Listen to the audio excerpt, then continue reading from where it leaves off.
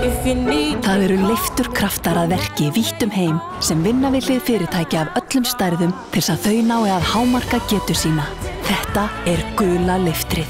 DHL Express. Sigmar, til hamingju, þú ert nú eldri en 2 vetur í þessu. Á að demba sér í úrvalsdeild? Nei, það var nú ekki stefnan. En svona, það er einhver lokaskoti fyrir. Ég bara sé til, sjá hvernig skrokkurinn verður og við erum búin að vera að standa í meiðslum núna, reifum við Lithán og er að koma aftur núna. Við erum eiginlega ekkert búin að með eftir áramót. Og ég sé svo sannarlega ekki aftur að hafa komið aftur. Svo sannarlega ekki. Er þetta fjósið sem þú kannast við? Já, þetta var svona í gamla daga. Þetta var á gulladaginn svona og svona verður að vera áfram. Þetta var þvílíkt vígi hérna í gamla daga og nú erum við bara að halda áfram. Þessi sería, þetta var hörku sería. Alveg.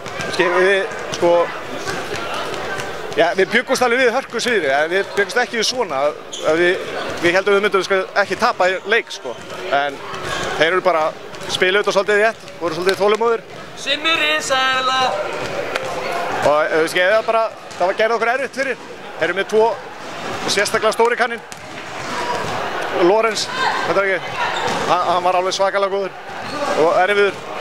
Og svo bara leið og hann fær boltan og þá voru þeir svolítið, spiluðu bara vel úr því. Vörnin, var það sem reið baka muninn? Í kvöld gerði það, alveg.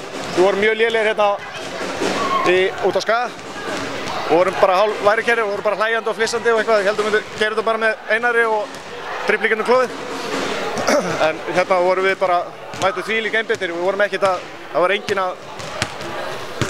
var engin æsingur, skilur við. Við vorum ekkert að berja hverja með öðrum eða eitthvað fake uppbyttu. Við vorum svolítið reiðir eftir viðtalið ykkur við hann Áskell. Hann má alveg þakka honum þá fyrir það tilbaka. Og við tókum það svolítið sem mótiveringu. Að misjafnt bensínið sem menn nota í þessu? Heldur betur. Það verður að nota allt. Áður við sleppuður í fögnuði með félagunum. Hvernig líst þér á framtíðarhorfur úr Skallagrims í efstu deild? Mjög vel, ef þeir halda þessu kjarna hérna og kannski að bætist kannski 1-2 góður Íslendinga við, þá er þetta bara flott lið. Og flotti strákarna sem er að koma upp, alveg bara geggjuð efni, bara geggjuð sko. Til hamingju. Takk fyrir það.